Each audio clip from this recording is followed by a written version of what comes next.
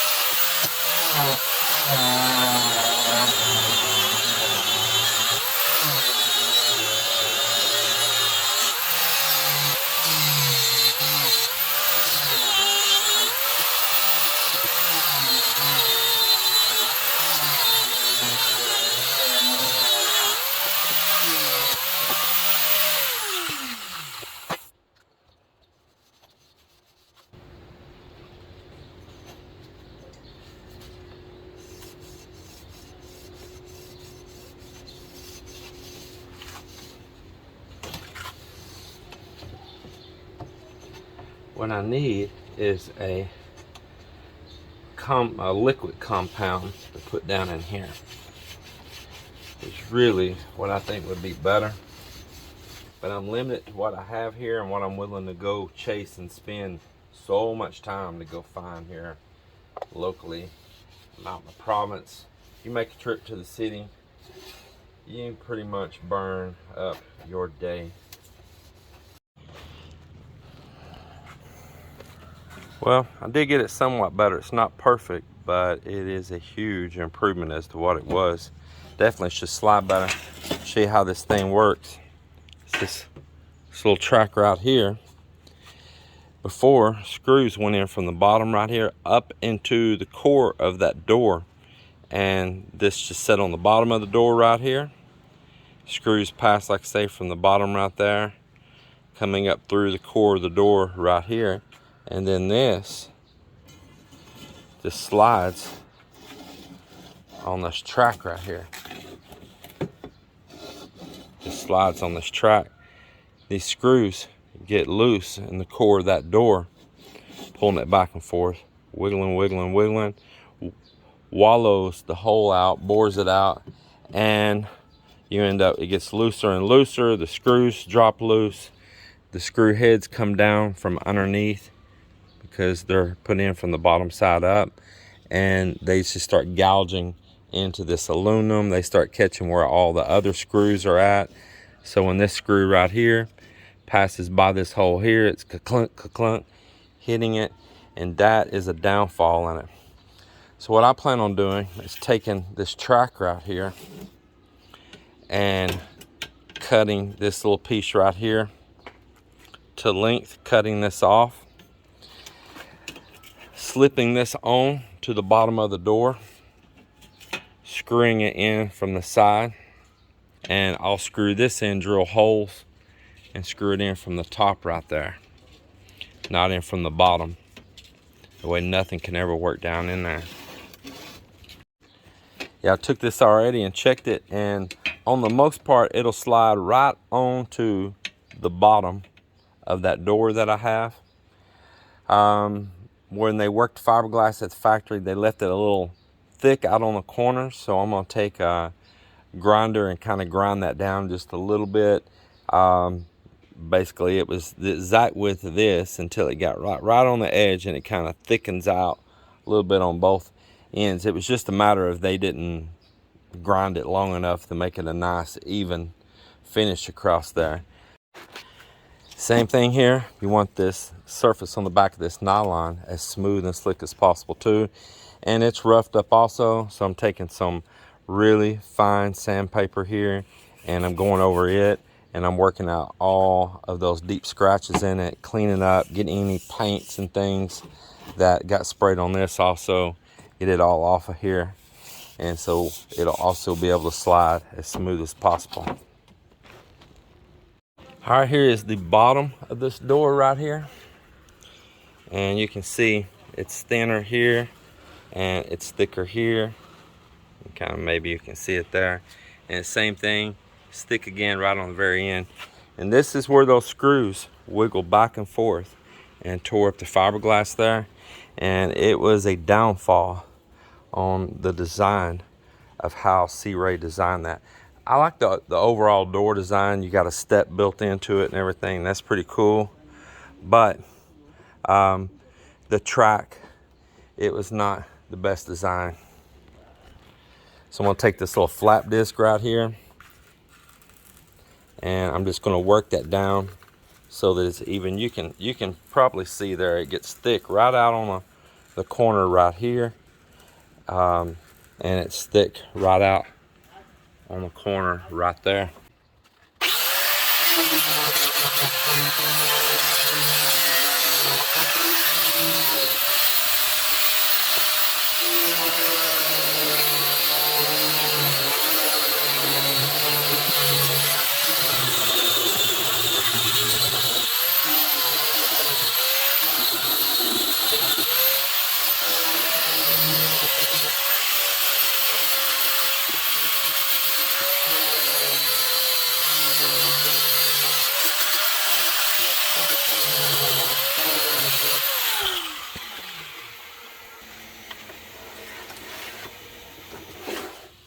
Perfect.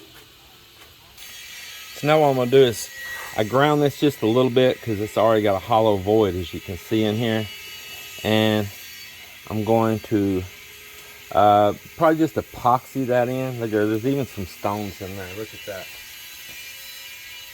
I even got a couple screws that was embedded down there, but there's actual stones laying in there. At this point, you want to get this all cleaned out. That is a stone laying in there. Look at that, little rocks.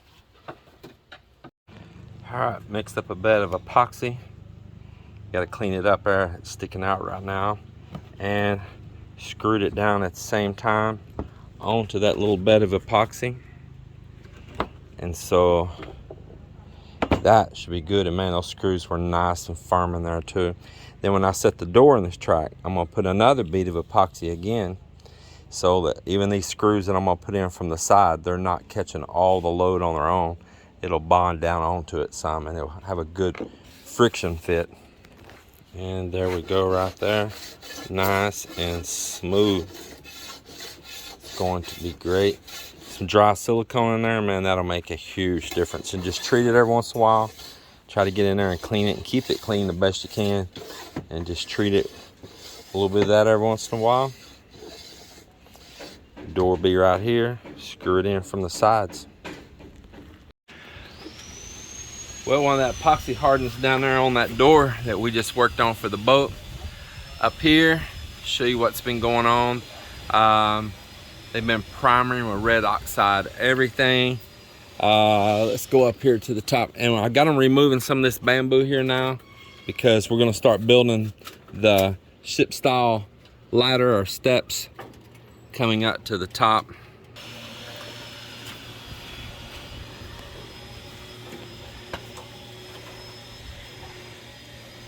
So we're gonna be decking this. You see we poured concrete in those corners around all that rebar that's welded to all of this frame. That concrete only provides some stability there, but it keeps oxygen from being able to ever get to any of that salt materials and all, and corrode and weaken this. So it's encapsulated now, which makes it safe.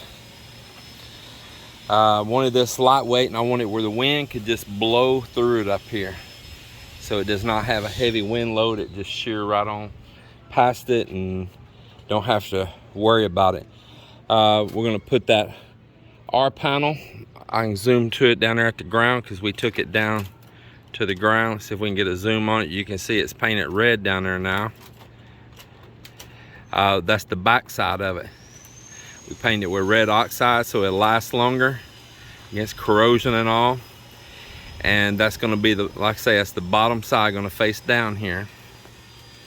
And that's going to work same like a steel deck to pour concrete on top of. So it'll be right at the point of coming through and cutting and fitting all of that up here. And then we'll put a rebar matting down over the top of that. And Mock's going to spot weld that rebar to this angle bar here at the top, just giving it a little bit more strength all the way around. Hey guys, this tie wire sticking out of the steel up here, it's all got to be cut off completely. Don't leave none, or it's going to make rust later on. So the floor is only going to be thin on this. It's not going to be a thick floor. It's just for people to go up here and just observe. It's not going to have no heavy loads or nothing on it. And once again, this is sticking up to put a hatch door. So the floor will be on down here. And we can make a hatch door again, and I can keep this locked so I don't have people going up when I don't want them going up. They won't be able to access it. And the same thing, it'll be a lock on that one too. And that limits my risk.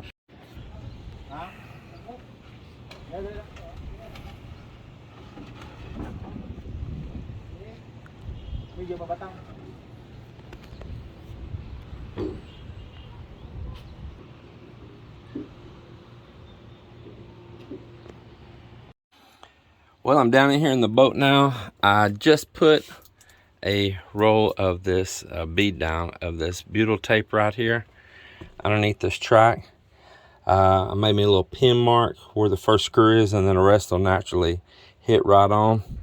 And have a good little track here now. And I can just get the door up here, put me some epoxy down in here, and slip this right into it and screw it from the sides. And this little problem I think will be over with. Whew, it is one hot day here. Had this fan on, but I can't record with the fan on because it makes a lot of noise. I have to turn it off to record, or all y'all hear is well, pretty excited. I haven't put the dash back in place yet, but the door is just sliding like a dream. I don't know if I can show you right this second because I got the dash in the way. I have a sliding door now, and that is nice. Nice. And another downfall that I found on this is they did not put a handle.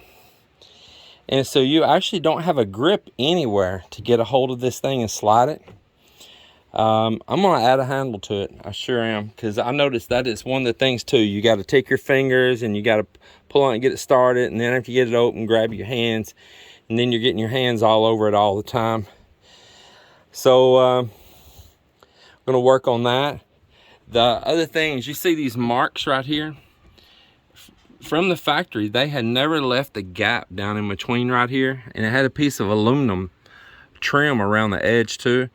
And that was another friction point. It was just rubbing and rubbing right there all the time, as you can see. And then the next downfall was this dash piece. I got some rags holding it up right now.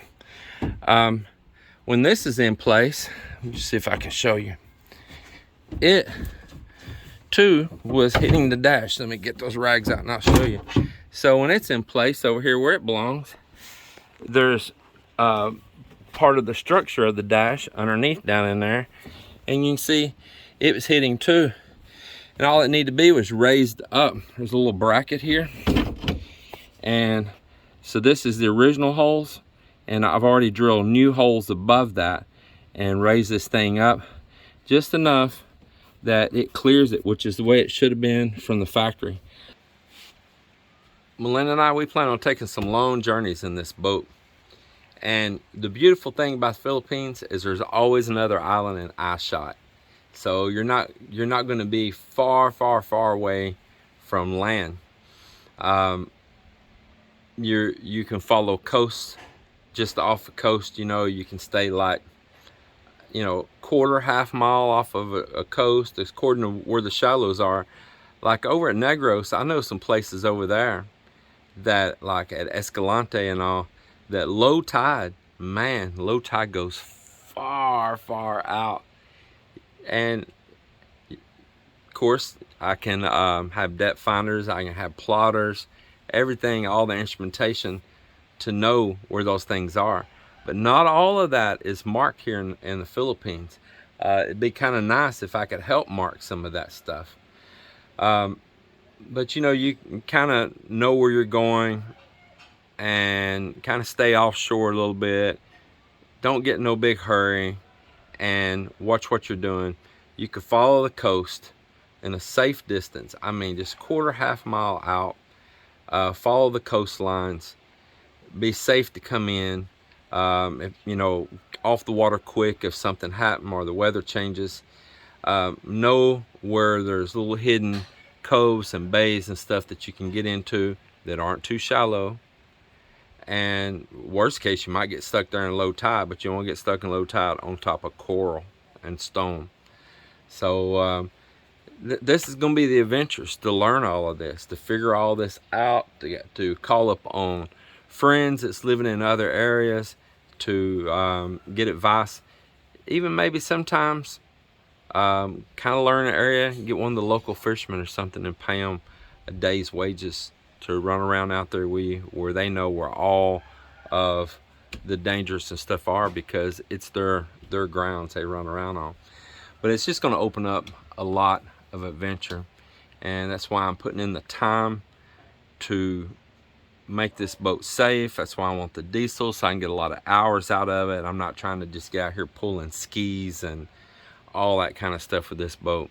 This boat's going to be a bounce place to place and camp. It's our rolling hotel and everything here in the Philippines. It's the plan anyway. Let's see what happens. Well, everybody, it's the end of a day. I took me a little break. I got really hot and sweaty after working in here. No air. It was so hot today, man. The heat was intense.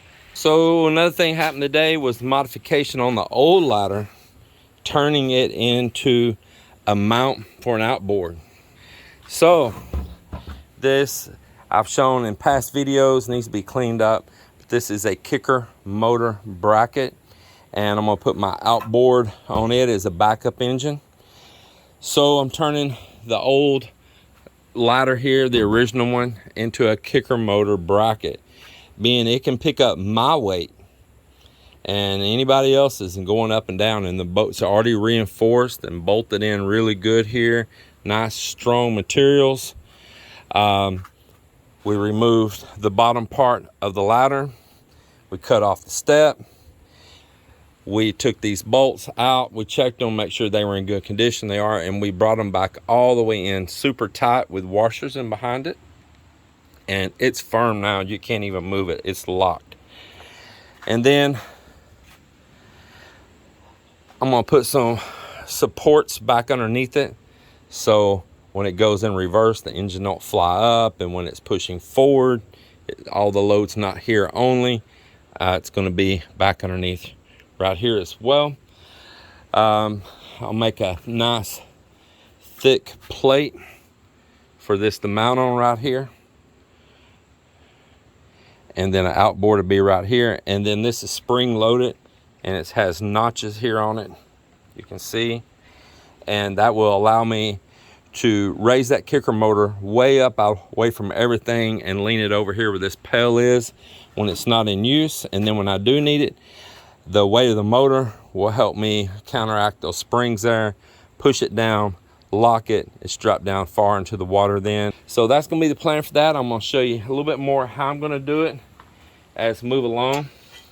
This painted bracket right here is actually stainless steel that's been painted over.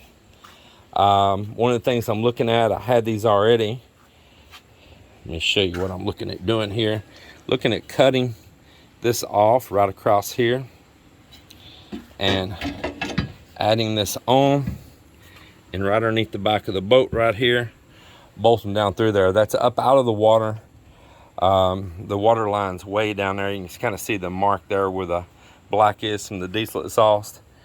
I can add these on. It'll give me my support that I need right underneath there. And this is stainless steel already. Like I said, it's just been painted over, and that'll fix that. So I've got my model right here. Hello, Miss Melinda. Yeah. The model. The model.